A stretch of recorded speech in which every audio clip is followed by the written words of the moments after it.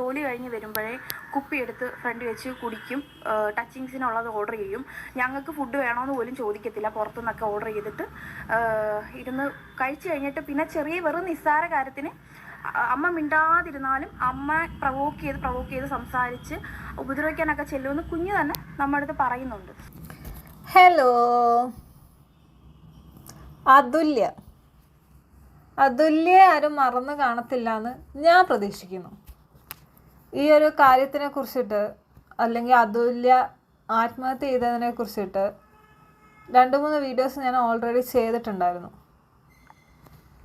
ഇപ്പം കുറച്ച് ദിവസമായിട്ട് ആ നാറി, ഇവൻ്റെ പേര് പറയാനൊന്നും എനിക്ക് ഒട്ടും താല്പര്യമില്ല, ആ ചെറ്റ അവൻ്റെ കൂടുതൽ വിഷ്വൽസ് ന്യൂസ് ചാനലിൽ ഓടുന്നുണ്ട്.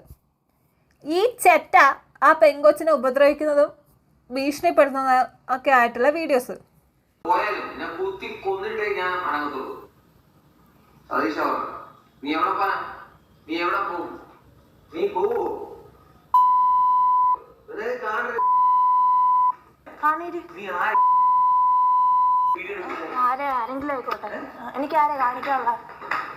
പീഡനത്തിന്റെ ദൃശ്യങ്ങൾ തെളിവിൽ ഹാജരാക്കിയെങ്കിലും ഇവ പഴയതെന്നാണ് പ്രതിഭാഗം ഉന്നയിക്കുന്നത്. ഈ പ്രതിഭാഗം ഇരിക്കുന്ന വക്കീലുണ്ടല്ലോ, നിന്റെ മോൾക്ക് ഇതേ അവസ്ഥ വന്നിട്ട് അവൾ ഇതുപോലെ എന്തെങ്കിലും ചെയ്ത് കഴിയുമ്പോൾ ഇതുപോലെ കോടതി പോയിട്ട് പറയണം അത് പഴയ വീഡിയോസ്, അതുകൊണ്ട് എടുക്കണ്ട എന്നുള്ളത് കേട്ടോ. പഴയതാണ് പോലും. ഉളുപ്പ് വേണം മനുഷ്യ, കുറച്ചെങ്കിലും. സ്വന്തം കുടുംബത്തിൽ വരുമ്പോഴേ അതിനുള്ള വേദന അറിയത്തുള്ളൂ. പിന്നെ ആ നാറി ചെയ്ത വേറെ കാര്യങ്ങൾ, ഈ അതുല്യയുടെ ചേച്ചി എന്ന് പറയുന്ന ആൾ കുറച്ച് കാര്യങ്ങൾ പറയുന്നുണ്ട്. അതും കൂടെ കേൾപ്പിച്ചിട്ട്, അതും കൂടെ കേൾക്കുമ്പോഴാണ് ഇവനെയൊക്കെ തല്ലി കൊല്ലാനുള്ള ദേഷ്യം വരുന്നത്. കുഞ്ഞ് വിസിറ്റിങ്ങിനാണ് വന്നത്.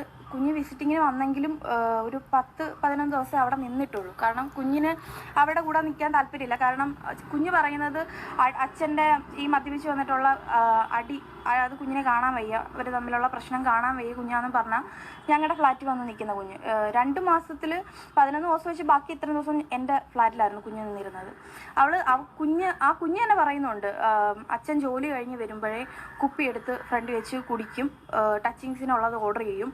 ഞങ്ങൾക്ക് ഫുഡ് വേണമെന്ന് പോലും ചോദിക്കത്തില്ല. പുറത്തുനിന്നൊക്കെ ഓർഡർ ചെയ്തിട്ട് ഇരുന്ന് കഴിച്ചു കഴിഞ്ഞിട്ട് പിന്നെ ചെറിയ വെറും നിസ്സാര കാര്യത്തിന് അമ്മ മിണ്ടാതിരുന്നാലും അമ്മ പ്രവോക്ക് ചെയ്ത് സംസാരിച്ച് ഉപദ്രവിക്കാനൊക്കെ ചെല്ലുമെന്ന് കുഞ്ഞ് തന്നെ നമ്മുടെ അടുത്ത് പറയുന്നുണ്ട്. ചേച്ചി പിന്നെ എല്ലാ കാര്യങ്ങളും നമ്മുടെ അടുത്ത് പറയും. എന്ത് ഇഷ്യൂ ഉണ്ടെങ്കിലും പിറ്റേന്ന് അല്ലെങ്കിൽ അന്ന് രാത്രി തന്നെ എന്നെ വിളിച്ചിട്ട് പറയും, എടി ഇങ്ങനെയൊക്കെ പ്രശ്നം ഉണ്ടായി എന്ന് പറയും. ഞങ്ങൾ പല പ്രാവശ്യം പറഞ്ഞതാണ്, ഇത്രയും ഇഷ്യൂ ഉണ്ടായിട്ട് നിൽക്കരുത്, നാട്ടിൽ കയറി വാ.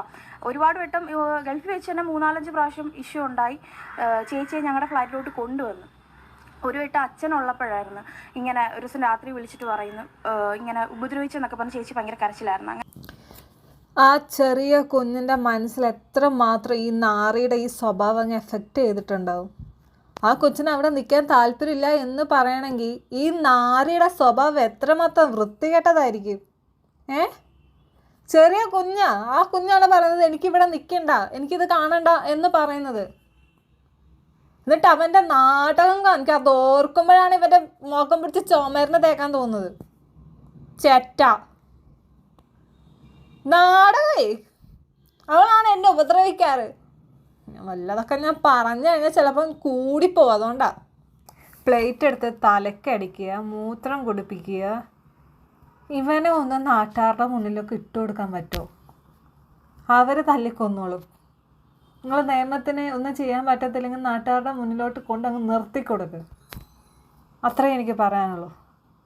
ശരി എന്നാൽ, ടാറ്റ.